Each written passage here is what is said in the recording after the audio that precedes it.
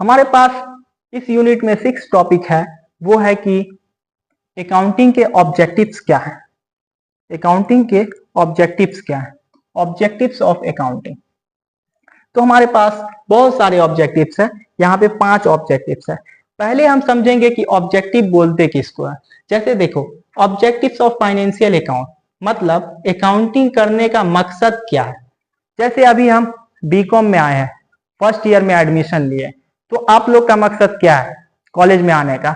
आप लोग का ये मकसद है कि एक लड़की सेट करना है और उसके साथ अगला 4 साल या 3 साल तक अच्छे से कॉलेज लाइफ जीना है।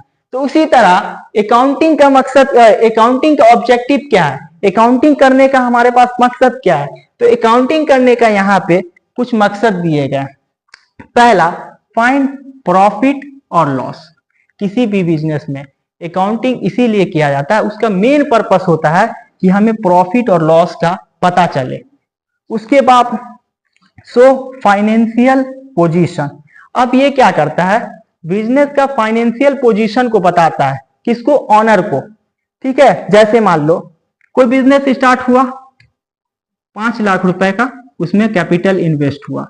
ठीक है, कैपिटल 5 लाख का इन्वेस्ट हुआ। अब 1 साल के बाद, अब उस टाइम में तो इस बिजनेस की फाइनेंशियल पोजीशन क्या है, 5 लाख की है। अब 1 साल के बाद जब हम अकाउंटिंग करते हैं तो मान लो ये 7 लाख का हो जाता है, तो हमारा बिजनेस पोजीशन क्या हो गया, 7 लाख का हो गया। तो ये बताता है अकाउंटिंग। उसके बाद प्रोवाइड इंफॉर्मेशन, ये इंफॉर्मेशन प्रोवाइड करता है, बहुत सारी इंफॉर्मेशन प्रोवाइड करता है। जब भी हमारे पास प्रॉफिट होगा तो बहुत सारे इंफॉर्मेशन आ जाएंगे, लॉस होगा तो उसके रिलेटेड इंफॉर्मेशन आ जाएंगे। उसके बाद रिकॉर्ड ट्रांजेक्शन, जो भी ट्रांजेक्शन होते हैं सारे को रिकॉर्ड किया जाता है। उसके बाद लास्ट है हेल्प इन डिसीजन मेकिंग। ये अकाउंटिंग जो है, अकाउंटिंग का ऑब्जेक्टिव है कि वो डिसीजन मेकिंग में हेल्प करता है।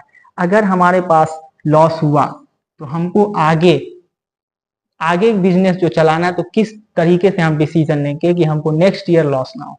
अगर प्रॉफिट हुआ तो हम उसको किस तरीके से और अच्छा कर सकते हैं।